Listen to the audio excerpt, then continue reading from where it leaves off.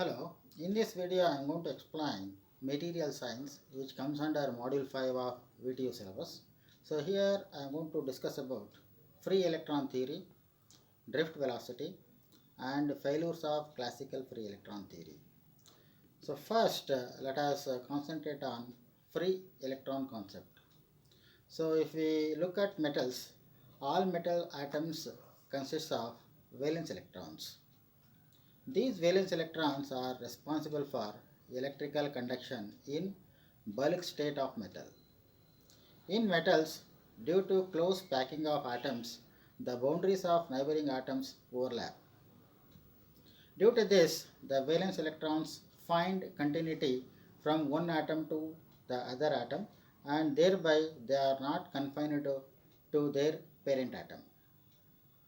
These electrons are free to move within the metal and hence they are called free electrons. As these electrons are responsible for electrical conduction in solid, they are also called as conduction electrons. Now let us look at classical free electron theory. This is also considered as Drude-Lorentz theory. So according to classical free electron theory, it was proposed in the year 1900, based on the following assumptions or postulates. So the first assumption is there are free moving valence electrons called free electrons in a metal and these are confined to its body. The electric current in a metal due to an applied electric field is a consequence of the drift velocity in a direction opposite to the direction of the field. The second one is the free electrons are treated equivalent to gas molecules and thus are assumed to obey classical kinetic theory of gases. In the absence of electric field, the kinetic energy of the electron is given by half mvth square is equal to half, that is 3 by 2 kt. So here Vth is nothing but thermal velocity, K is Boltzmann constant and T is temperature in Kelvin and M is mass of the electron. The third one is the electric potential due to the ionic course is taken to be uniform throughout the metal. The fourth one is the attraction between the free electrons and the lattice ions and the repulsion between the electrons themselves are considered insignificant. So these were all the four postulates made by classical free electron theory. Next, let us discuss about what is mean free path lambda. It is the average distance travelled by the conduction electrons between two successive collisions with the lattice ions. So that you can look at in the figure. And if we look at mean collision time tau, it is nothing but the average time that elapses between two successive collisions of an electron with the lattice point, and it is considered as mean collision time denoted by symbol tau. Next, relaxation time tau r. So relaxation time is nothing but time required for the average velocity of the conduction electrons, which is exponentially decay to 1 by e times its value just when the electric field is turned off, and it is considered as relaxation time.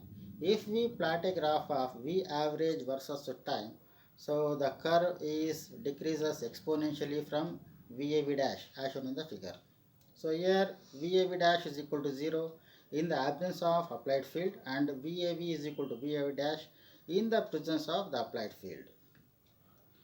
If the field is turned off suddenly, the average velocity VAV reduces exponentially to 0.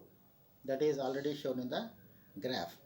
So mathematically we can write VAV is equal to VAV dash into e to the power of minus t by tau r, where t is counted from the instant the field is switched off and tau r is a constant called relaxation time. Suppose if t is equal to tau r, then VAV is equal to VAV dash into e to the power of minus 1, or finally we can write VAV is equal to 1 by e times VAV dash. So this is the expression for average velocity. Now let us discuss about drift velocity. The net displacement in the position of electrons per unit time caused by the application of electric field is known as drift velocity.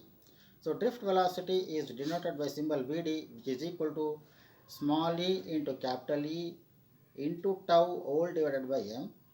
Here E is charge on the electron, capital E is electric intensity, and tau is mean collision time. And current density J, if you look at it, is nothing but the current I per unit area of cross section A of an imaginary plane held normal to the direction of current in a current carrying conductor. So current density J is equal to I by A, or further J is equal to NE into Vd, and further I is equal to NA into E into Vd. So these were all the expressions for current density J. Next, let us discuss about the failures of classical free electron theory. So what are the failures made by the classical free electron theory that we are discussing now here? So electrical and thermal conductivities can be explained from classical free electron theory, but fails to explain the facts such as specific heat, temperature, dependence of conductivity, and dependence of electrical conductivity on electron concentration. So these were all the three aspects that we are going to consider for explaining the failures of classical free electron theory. Now let us take up the first concept, that is the specific heat.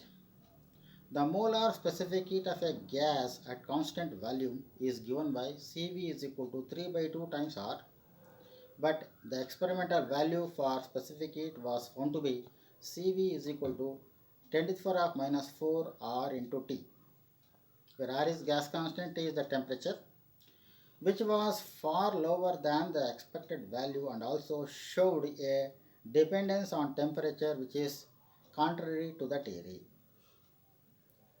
Next, the second point is temperature dependence of electrical conductivity. It was experimentally observed that for metals, the electrical conductivity is inversely proportional to the temperature. That is, sigma experiment is proportional to 1 by T. According to the main assumptions of the classical free electron theory, it can be written as 3 by 2 kT is equal to half mVth square. Therefore, Vth is equal to square root of 3 kT by m, and further we can write Vth is proportional to square root of T. The mean collision time tau is inversely proportional to the thermal velocity. That is, tau is proportional to 1 by Vth. Therefore, tau is proportional to 1 by square root of T. Electrical conductivity sigma is given by sigma is equal to Ne square tau by m. Therefore, sigma is proportional to tau and it is proportional to 1 by square root of T. So we can write sigma theory is proportional to 1 by root T. So it is theoretically obtained value. Thus it is clear that the prediction of classical free electron theory is not agreeing with the experimental observations. The third one is dependence of electrical conductivity on electron concentration. According to classical free electron theory, the electrical conductivity is given by sigma is equal to Ne square tau by m, where N is electron concentration. So as per this, sigma is proportional to N.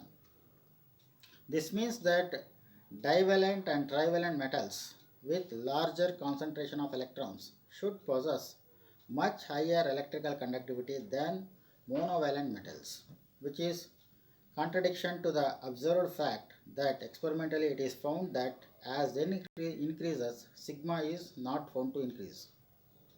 The conductivity of monovalent metals, for example copper or silver, is greater than that of divalent and trivalent metals, that is zinc and aluminum. So these were all the failures made by classical free electron theory. Thank you.